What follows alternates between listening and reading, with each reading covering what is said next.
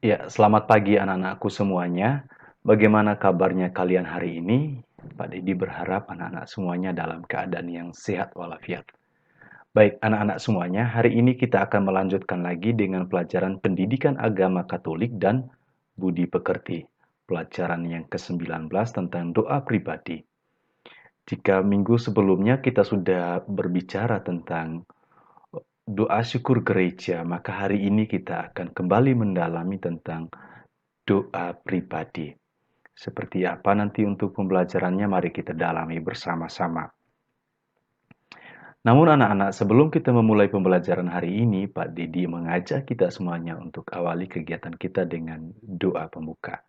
Doa akan Pak Didi pimpin, mari kita siapkan hati untuk bersama-sama berdoa. Dalam nama Bapa dan Putra dan Roh Kudus. Amin. Allah Bapa yang Maha Baik, alangkah senangnya jika kami dapat memujimu dengan doa pribadi. Kami percaya bahwa Engkau akan selalu beserta kami. Bantulah kami agar hari ini kami bisa belajar untuk mendalami doa pribadi. Amin. Dalam nama Bapa dan Putra dan Roh Kudus. Amin.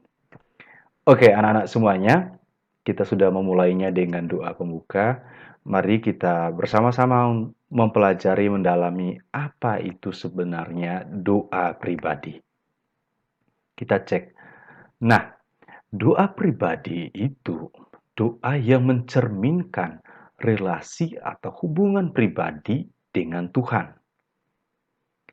Berdoa merupakan salah satu cara untuk bisa bertemu dengan Allah, bercakap-cakap, dan mendengarkan Allah yang berbicara. Nah, doa pribadi umumnya berisi perasaan serta ungkapan hati sesuai dengan suasana dan situasi yang dialami.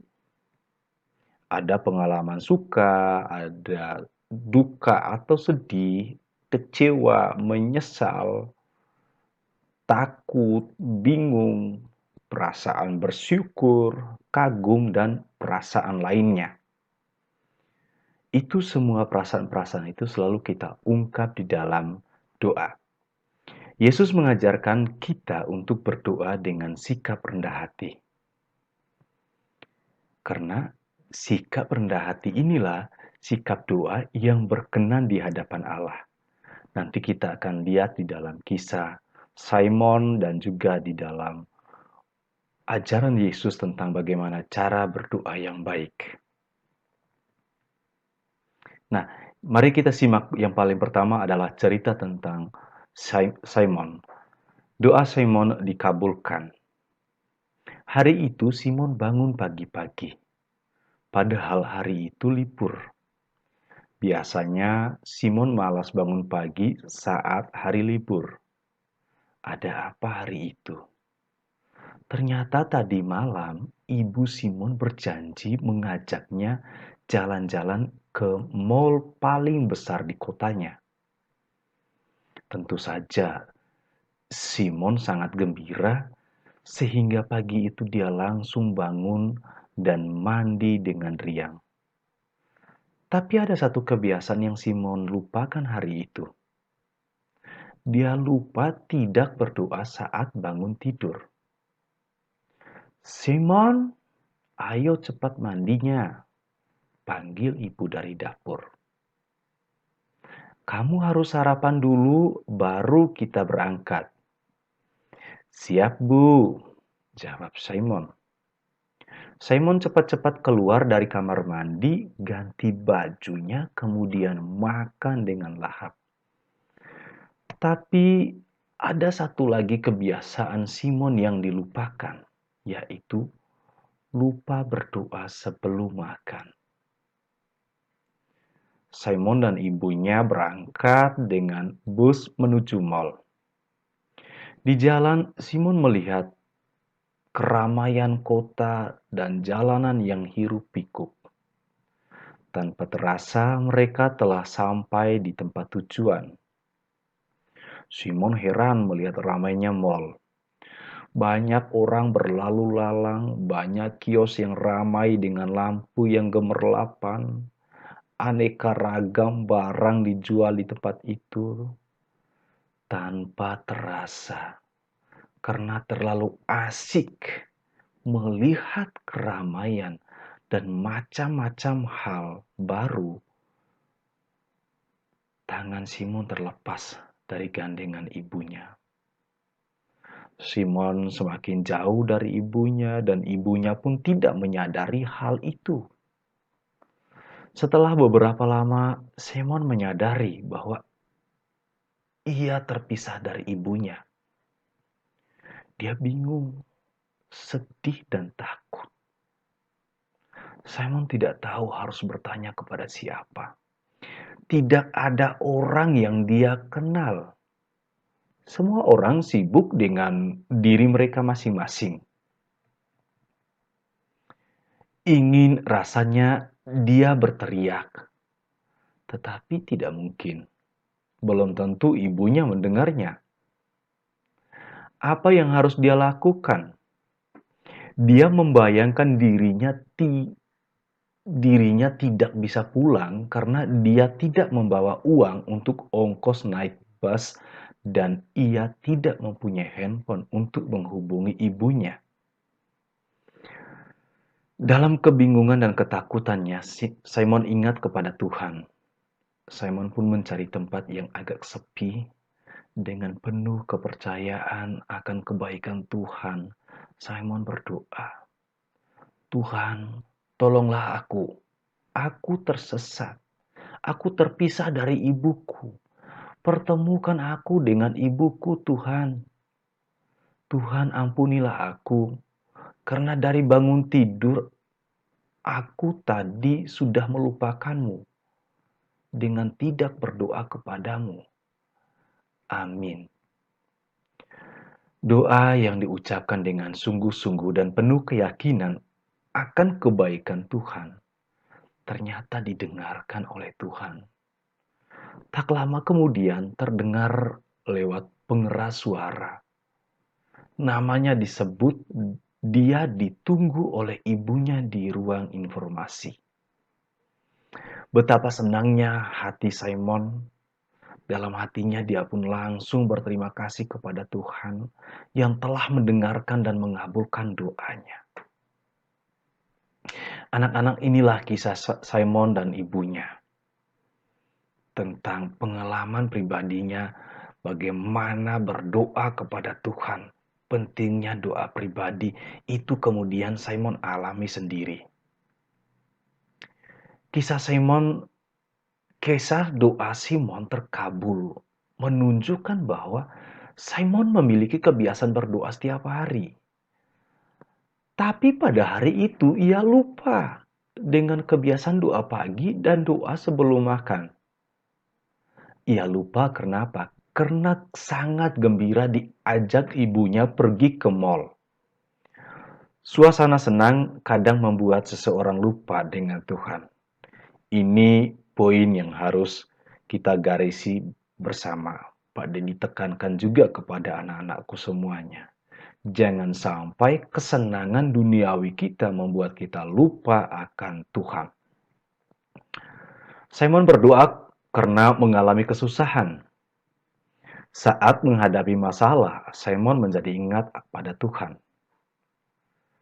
Doa Simon dikabulkan Tuhan setelah ibunya menghubungi petugas informasi untuk menyampaikan pesan kepada Simon melalui pengeras suara.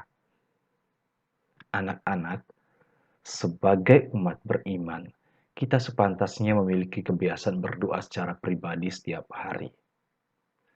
Doa pribadi dapat kita lakukan di pagi hari, menjelang tidur, sebelum dan sesudah makan, sebelum belajar, atau pada waktu tertentu untuk keperluan lainnya. Di sini Pak Dedi percaya anak-anak semua tentu sangat giat dengan doa pribadi. Karena doa menjadi tempat untuk kita berkomunikasi dengan Tuhan.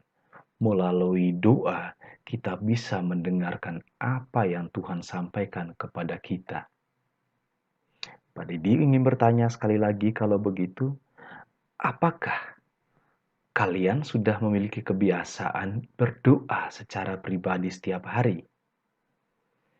Ya, seperti tadi yang Pak Didi katakan, Pak Didi percaya anak-anak semua tentu memiliki kebiasaan itu. Sekarang mari kita lihat bagaimana tentang doa. Yesus pun mengajarkan cara berdoa kepada kita. Mari kita simak firman Tuhan yang disampaikan, yang diwartakan oleh Yesus sendiri melalui pengajarannya tentang hal berdoa dari Injil Matius pasal 6 ayat 1 sampai 13. Anak-anak bisa sambil menyimaknya dari rumah, bisa memperhatikannya, teksnya ada di dalam buku pelajaran juga sudah dilampiri. Ingatlah, jangan kamu melakukan kewajiban agamamu di hadapan orang supaya dilihat mereka, karena jika demikian, kamu tidak beroleh upah dari Bapamu yang di surga. Jadi apabila engkau memberi sedekah, janganlah engkau mencanangkan hal itu, seperti yang dilakukan orang munafik di rumah-rumah ibadat dan di lorong-lorong, supaya mereka dipuji orang. Aku berkata kepadamu, sesungguhnya mereka sudah mendapat upahnya. Tetapi jika engkau memberi sedekah, janganlah diketahui tangan kirimu apa yang diperbuat tangan kananmu. Hendaklah sedekahmu itu diberikan dengan tersembunyi, maka Bapamu yang melihat yang tersembunyi akan membalasnya kepadamu. Dan apabila kamu berdoa, janganlah berdoa seperti orang munafik. Mereka suka mengucapkan doanya dengan berdiri dalam rumah-rumah ibadat dan pada tikungan-tikungan jalan raya supaya mereka dilihat orang.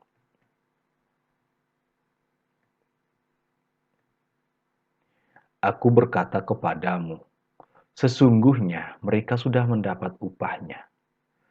Tetapi jika engkau berdoa, masuklah ke dalam kamarmu, tutuplah pintu dan berdoalah kepada Bapamu yang ada di tempat tersembunyi. Maka Bapamu yang melihat yang tersembunyi akan membalasnya kepadamu. Lagi pula dalam doamu itu, janganlah kamu bertele-tele seperti kebiasaan orang yang tidak mengenal Allah. Mereka menyangka bahwa karena banyaknya kata-kata doanya akan dikabulkan. Jadi, janganlah kamu seperti mereka. Karena Bapamu mengetahui apa yang kamu perlukan sebelum kamu minta kepadanya. Karena itu berdoalah demikian. Bapa kami yang di surga, dikuduskanlah namamu, datanglah kerajaanmu, jadilah kehendakmu di bumi seperti di surga. Berikanlah kami pada hari ini makanan kami yang secukupnya, dan ampunilah kami akan kesalahan kami, seperti kami juga mengampuni orang yang bersalah kepada kami. Dan janganlah membawa kami ke dalam pencobaan, tetapi lepaskanlah kami daripada yang jahat. Karena engkaulah yang mempunyai kerajaan dan kuasa dan kemuliaan sampai selama-lamanya. Amin. Demikianlah sabda Tuhan. Terpujilah Kristus. Anak-anak semuanya, dari bacaan Injil yang tadi pada disampaikan, yang telah diajarkan Yesus kepada kita, maka pada kesempatan ini ada satu rangkuman catatan yang pada ingin kita pahami bersama. Ketika berdoa, sebaiknya doa pribadi itu kita laksanakan dengan tata cara sebagaimana Yesus mengajarkannya. Apa yang Yesus ajarkan kepada kita?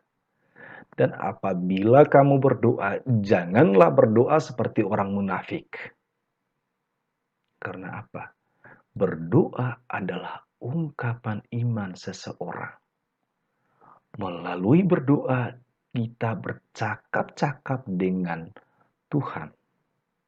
Dalam doa pribadi, kita menyampaikan perasaan kita, harapan serta kebimbangan kita, tetapi kita juga mendengarkan apa yang menjadi kehendak Tuhan.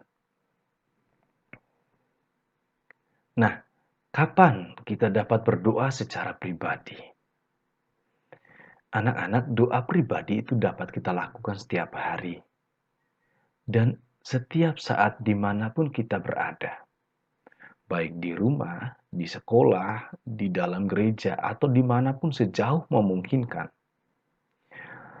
Tetapi akan lebih baik jika kita berdoa di tempat yang khusus dengan jadwal yang tetap. Misalnya doa malam, doa pagi, doa sebelum dan sesudah makan, serta doa untuk keperluan khusus dapat dilaksanakan di dalam ruang dan waktu yang khusus.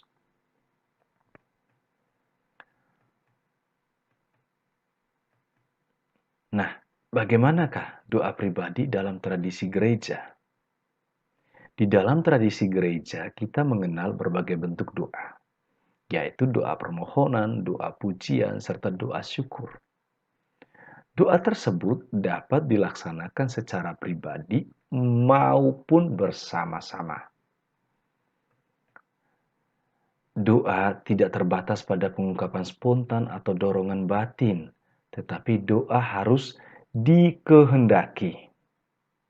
Dan di sini Pak Dedi sampaikan bahwa doa harus dilatih. Roh Kudus mengajarkan anak-anak berdoa dalam gereja yang beriman dan berdoa. Maka sumber doa kita adalah Roh Kudus, air yang hidup, dan kitab suci yang ada di dalam ada sabda Allah. Baik anak-anak, sekian dan terima kasih penjelasan singkat dari Pak Dedi. Anak-anak bisa membacanya sendiri lebih lanjut di dalam buku pelajaran Pendidikan Agama Katolik dan Budi Pekerti, khususnya pada pelajaran 19. Sekian dan terima kasih. Tuhan memberkati. Santo Petrus Canisius, doakanlah kami.